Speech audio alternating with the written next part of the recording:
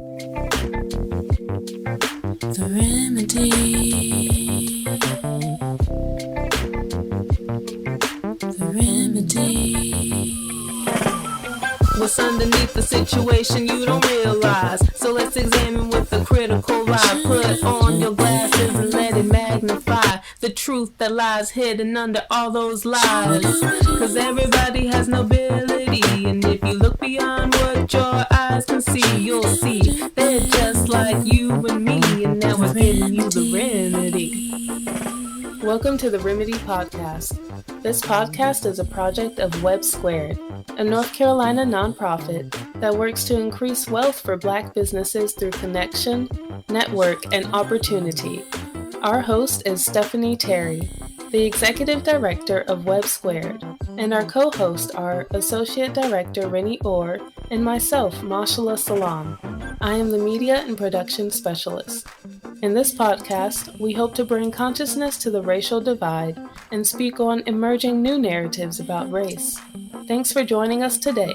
We hope you will enjoy the podcast.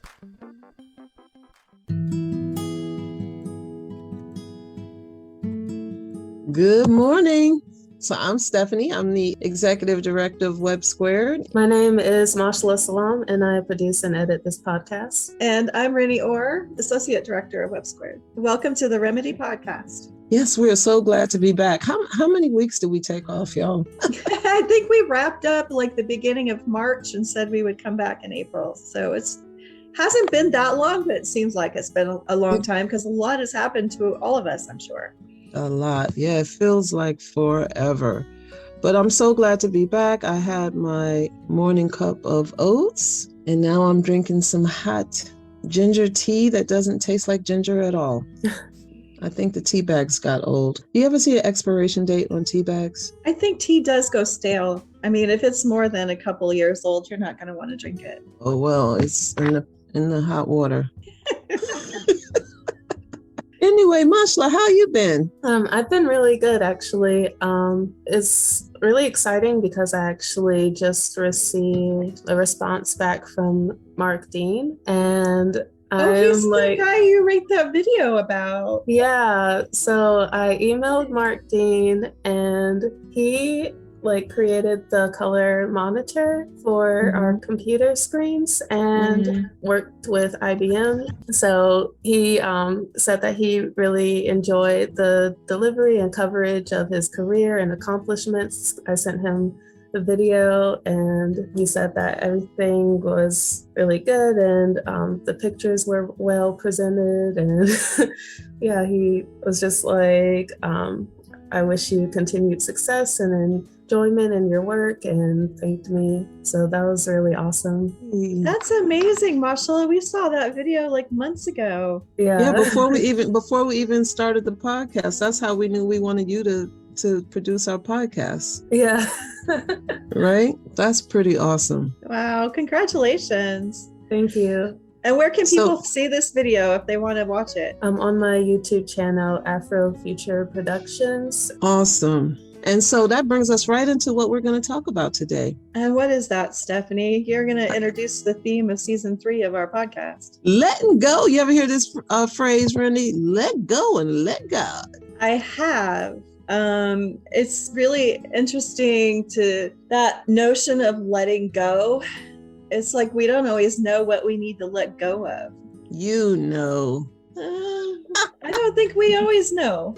I think sometimes letting go is like it hits us full force when things happen in our life and we have no control over it. Like, okay, now I've got to let go. But we don't know that we have to let go until things happen. Yeah, I could see that. I would say, as I look back on my life, that there's probably layers of letting go. Mm-hmm. You know what I mean? Like, so first, some of the obvious let goes are like, okay, you shouldn't be holding a grudge, or forgive them already. Your mom, she didn't know. Maybe, yeah. So there's that letting go of kind of like the obvious stuff of the bad feelings, right? But then there's another layer. What do you think, Mashallah? A big part of letting go, I guess, is forgiveness.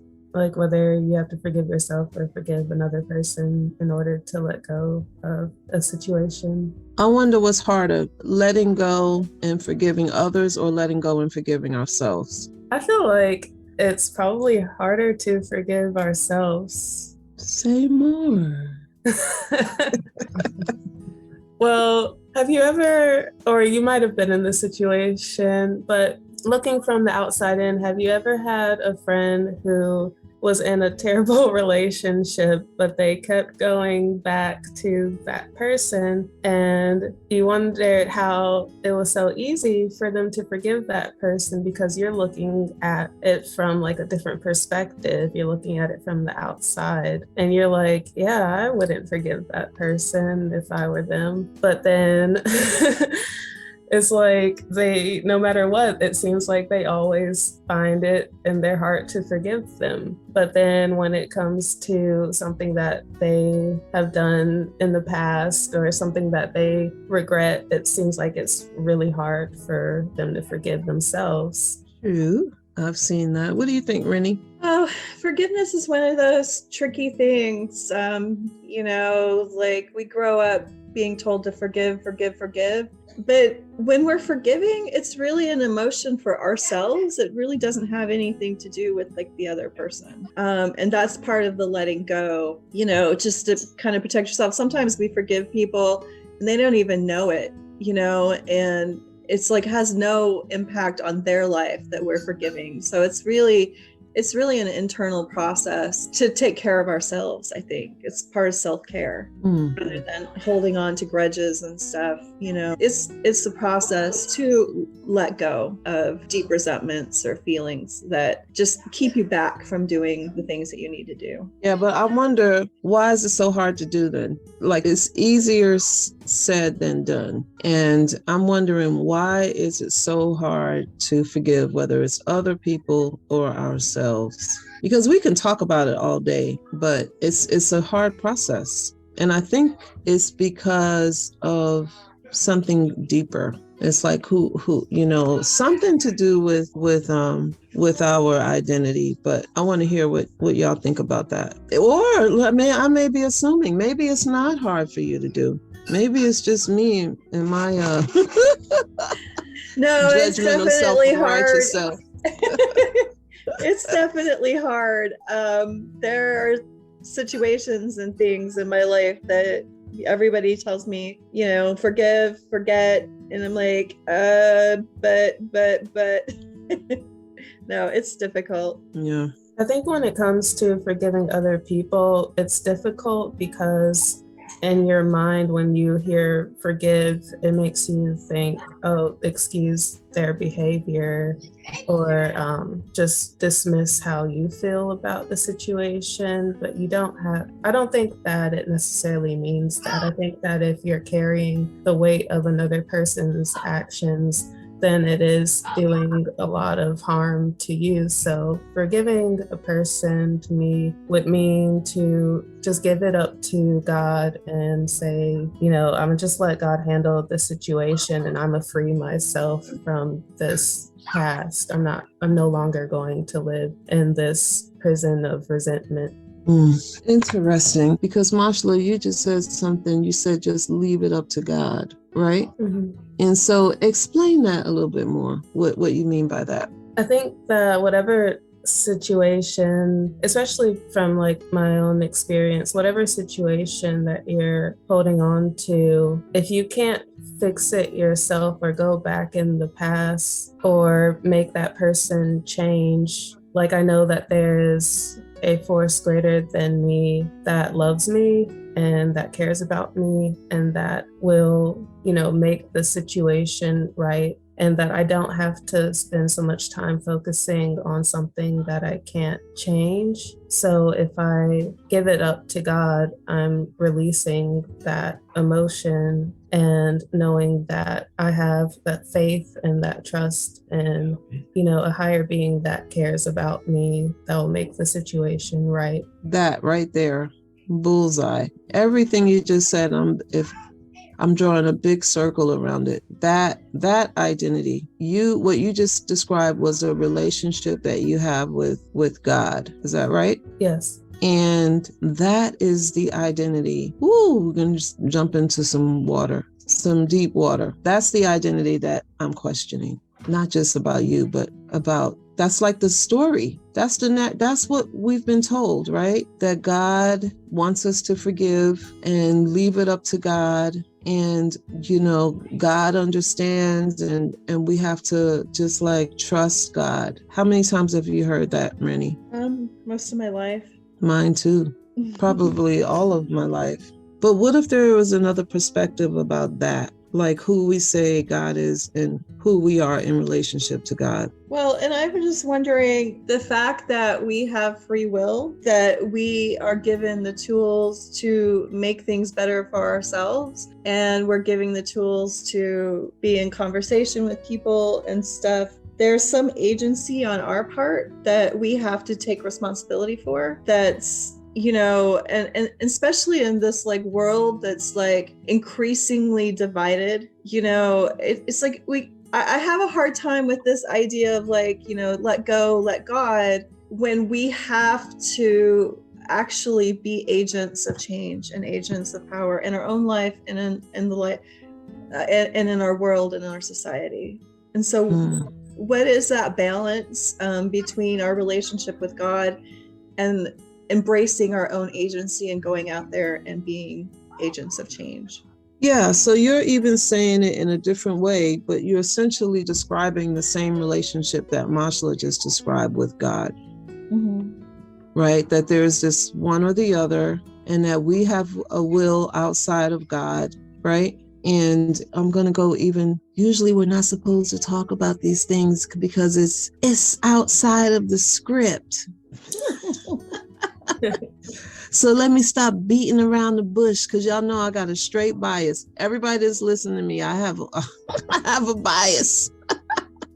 I have these beliefs that I believe are true, and they're completely biased. It's a perspective, and I'm so open to them for them to be totally wrong. I will say that. I have no problem with them being wrong, but I would like to share them and discuss them. So here goes. So what if this identity, like who we say we are, is not so separate from God? What if there's no God in the sky and us down here? What if God is in us as us? And what if the thing that we need to forgive the most is our belief that we say we're separate from the God that is us as us? And if God is us as us, that means that when I talk to y'all, is y'all as y'all too. And so really, so that separation, that idea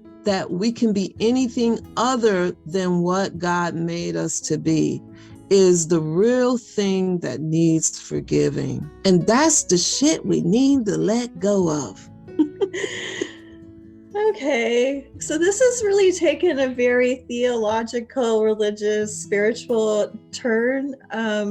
We're in the business of working with entrepreneurs. And so how does that, and not just entrepreneurs, we're like working with rural Black entrepreneurs. I'm just trying to figure out like, how does this perspective inform the work we do with people who maybe have had some disadvantages, and so their businesses aren't fully fleshed out, and we're going in and talking with them, and not everybody's open to hearing these kind of things. So it's like the message is coming through us, but we don't necessarily speak the message. We just embody it, or you know what I mean?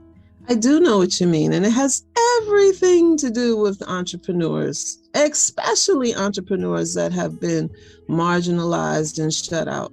Because this identity, oh, I'm so glad you opened up that door, Rinnie. Because, you're welcome, Stephanie. Our main work is mindset work, right? Yes. And so this narrative about God and people, right? I don't care what religion you are, it's the same narrative. I don't care what spirituality, that God is outside of us and that we're like these lowly beings. right? In particular, with Black Americans and with white supremacy. So you have that narrative, and then you have another false narrative on top of that that says we're separate, but then we're not even as good as the white people that have been separated. So we're even triple removed from this God identity. And all of those layers of lies and illusion separate us from our creative powers to produce with agency, to know and to build. Mm-hmm. And so it has everything to do with creating a business and the types of businesses and how we create those businesses. It has everything to do with it. And so I could have the same conversation from a biological perspective, like we're getting into the biology of the brain in some of our trainings. I could have it from a quantum physics perspective. So this is not, this conversation about identity expands beyond theology. Mm-hmm. But it's a conversation that we need to have because it is time, in my biased and not humble opinion, that we begin to live from a new set of beliefs, and that those beliefs are grounded in some universal truths about who we actually are. Because when we live into those universal beliefs of interdependence, love, balance, transparency, nourishment, forgiveness, abundance, expansion, wholeness, we will literally create a whole new world. But right now, you know what the beliefs that we're living from? Scarcity, lack, loss, need, fear, hate. I could keep going. So that's interesting because I was like thinking about this the other day. You know, we have talked in some of our trainings about how 90% of us is kind of ruled by our unconscious, and only like 5 to 10% of us is conscious being. And that some of our values that we live out are totally unconscious. And I was thinking about that with regard to this value of abundance that we have and that we work from with Web Squared, that this concept of abundance is actually kind of new to me in this middle-aged body and mindset, that unconsciously probably the value of scarcity has played a major role in my life for most of my life. And so part of the letting go is actually about uncovering the subconscious values that guide us and consciously embracing new values to guide the work that we do. And so I have to look at the unconscious value of scarcity and how it's played a role in my life, and then kind of let that go in order to embrace consciously a mindset of abundance. Yeah. What about you, Mashallah? What are you thinking? Well, I think that a scarcity mindset fuels most of the injustice that we see in the world. I think that people in higher positions use the idea of scarcity in order to scare people and control them. Mm-hmm. I agree with that. And somewhere in the annals of history, and then beyond his story, somewhere in the annals of the experiences of human beings, somewhere in there, an idea was formed that we could actually be separate from our creator, which is insane. I need you to think about that for a moment. Why is this so insane to me? And it's insane, and yet I walk around 90% of the time believing that also. Don't think I'm just like some, I haven't reached enlightenment, but I have glimpses, moments of when I'm actually awake, and I'm like, oh my God, like, what am I thinking? But anyway, somewhere, somebody said that we were separate from God. And so, like, first off, and I've said this over and over, I may have even said this in another podcast, but it's worth repeating because I keep forgetting. It's like, if God is everywhere in all things, everywhere in all things and is all powerful. That means us. And if God is the creator of life, all life, and life is energy. And one day we're going to bring, I don't know, we need to bring a quantum physicist on here so that the new understandings of our material world can be shared in a much more intelligent way than I can offer. But if life is energy, literally it's energy, powerful energy that can be manipulated into form. And energy cannot be created nor destroyed. And it actually cannot be separated. It can just appear separate in form. Then if we're alive, if this body that we live in is full of life force, that life force is God and everything associated with God: abundance, love, intelligence, wisdom, compassion, which in a sense means that's who we are, because that's how we were created and that's how we were made. But when we forget that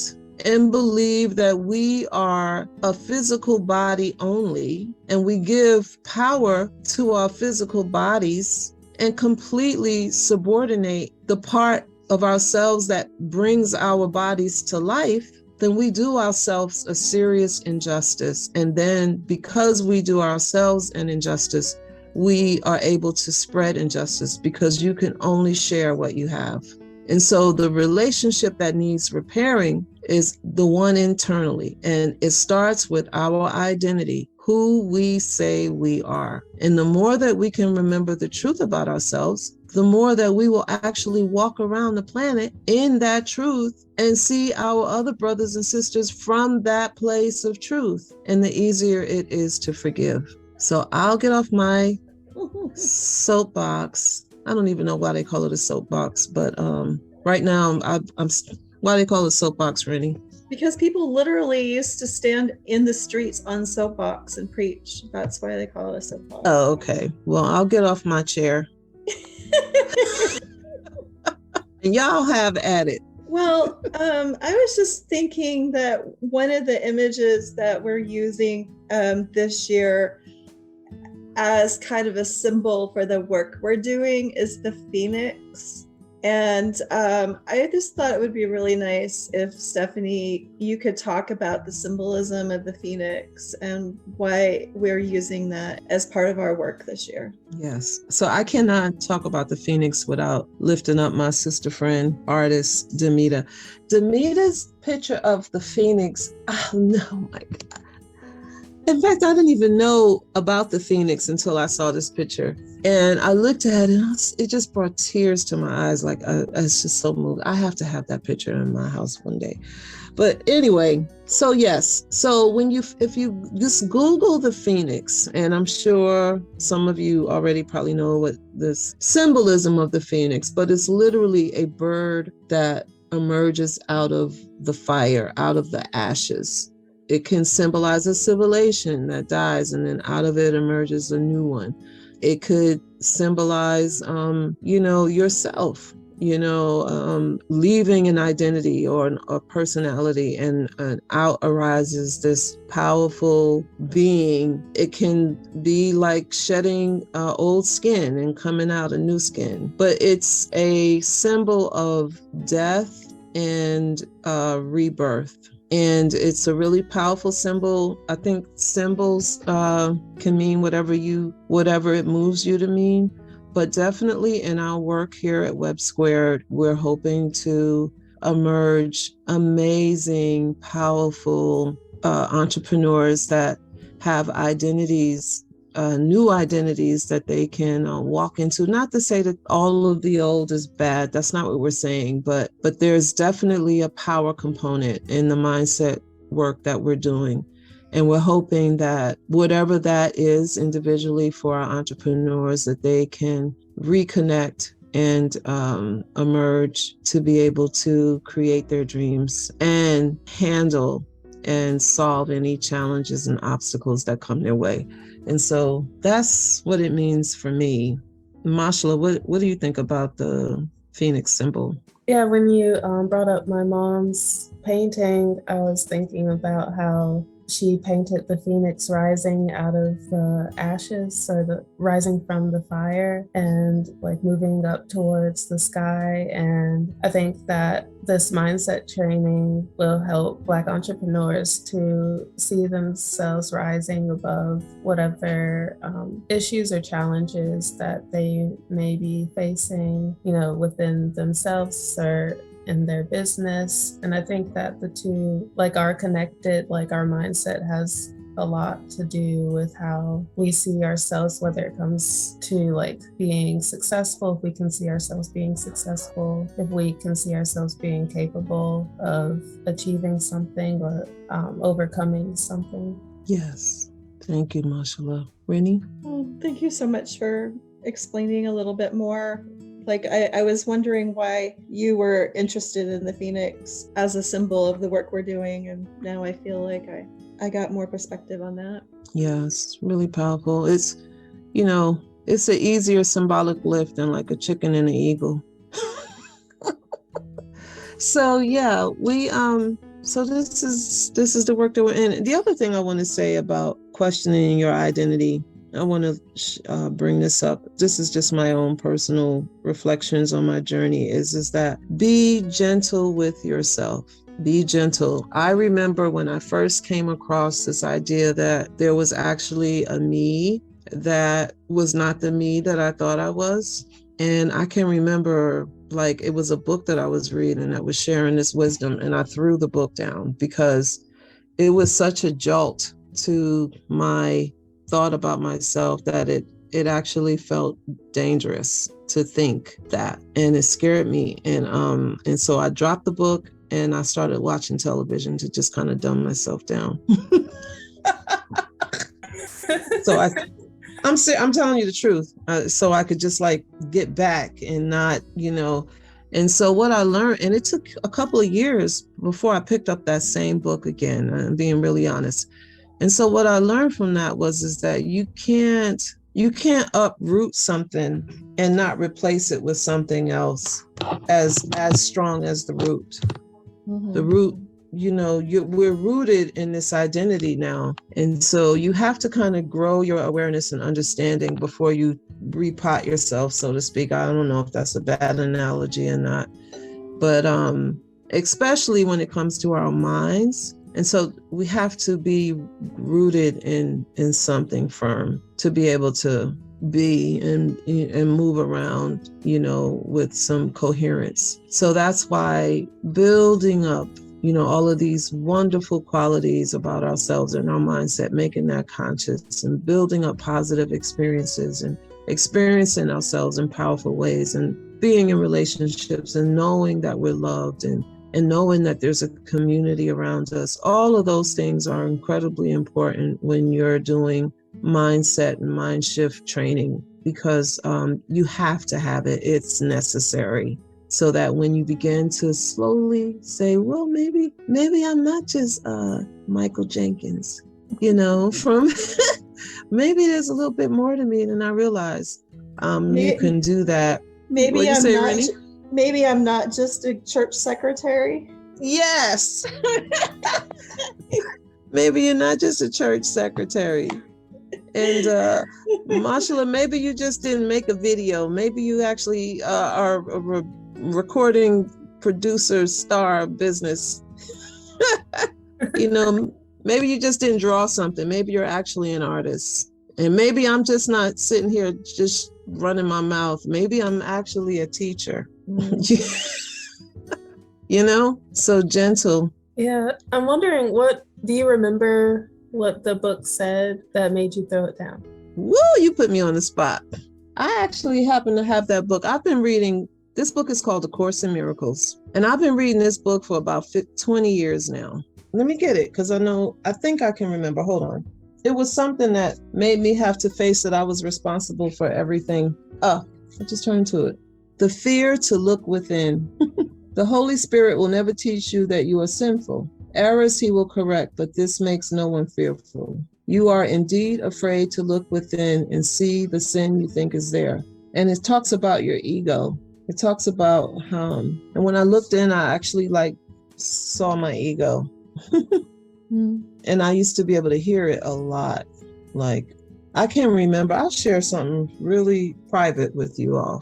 I can remember, this was probably maybe about 10 years ago when I first started learning how to meditate. I first became aware of meditation and I started quieting my mind, but I couldn't quiet my mind because I heard shrieking. And I was like, what is that? Like, what is that? And I realized it was me. And it was really kind of like startling. It was scary.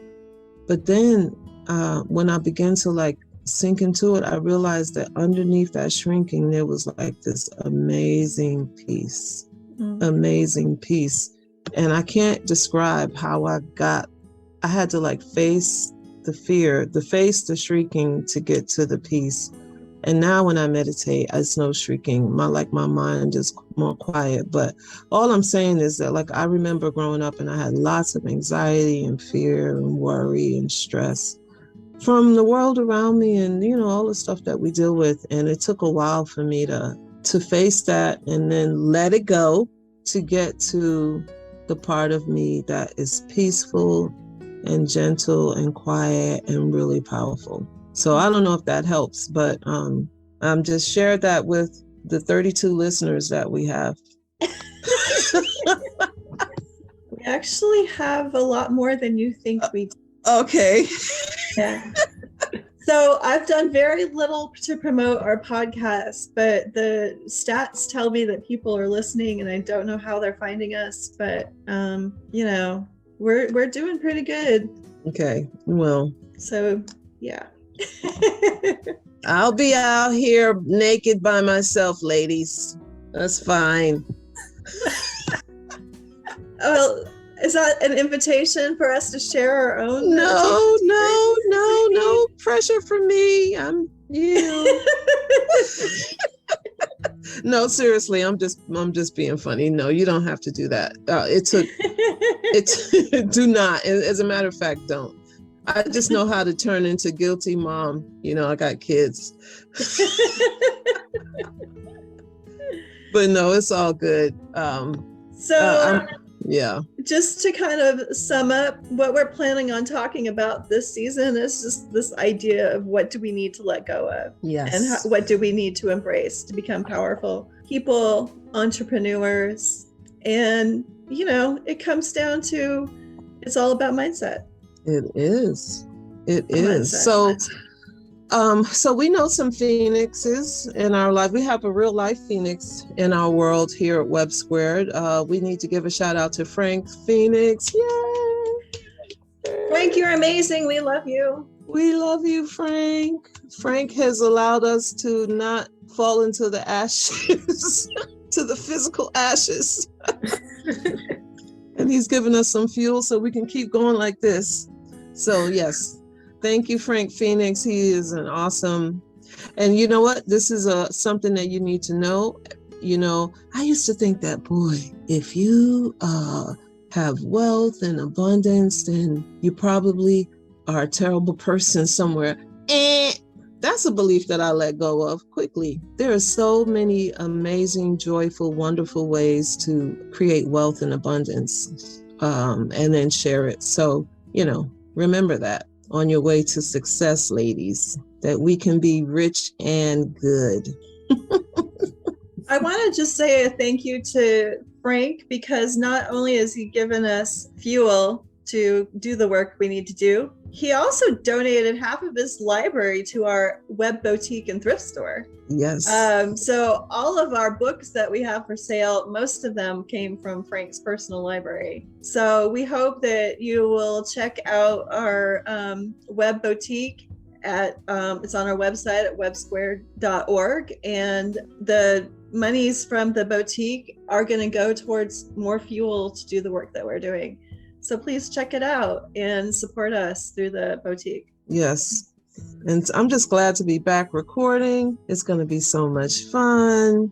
I can't wait for us to do it back in person again. And it's springtime, ladies. Yeah, I love the spring. I mean, the bugs, not so much, but the weather is lovely. The weather's been lovely, but the pollen is kicking my butt right now. allergies. Every morning I'm waking up, with sore throat. Spring always reminds me that love is in the air. Along with the yellow dust. That is sprinkling, sparkling gold dust, Rinnie.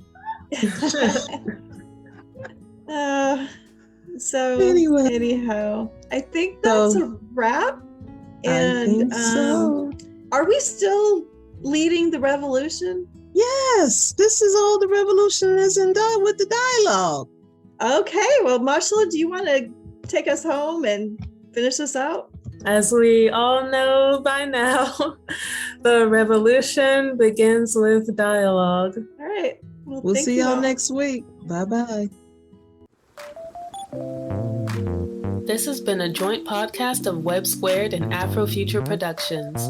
For those of you interested in learning more about our work at WEBB Squared, you can find out more at webbsquared.org. Don't forget to subscribe wherever you listen to podcasts. This is our conscious conversation. We hope you will subscribe today on your favorite podcast platform. Join the Remedy Membership Forum on Patreon to join us monthly for our members-only discussion. That's it for today. Until next week, thanks for listening. What's underneath the situation you don't realize? So let's examine with a critical eye. Put on your glasses and let it magnify the truth that lies hidden under all those lies. Cause everybody has nobility, and if you look beyond what your eyes can see, you'll see they're just like you and me, and now we're giving you the remedy. The remedy.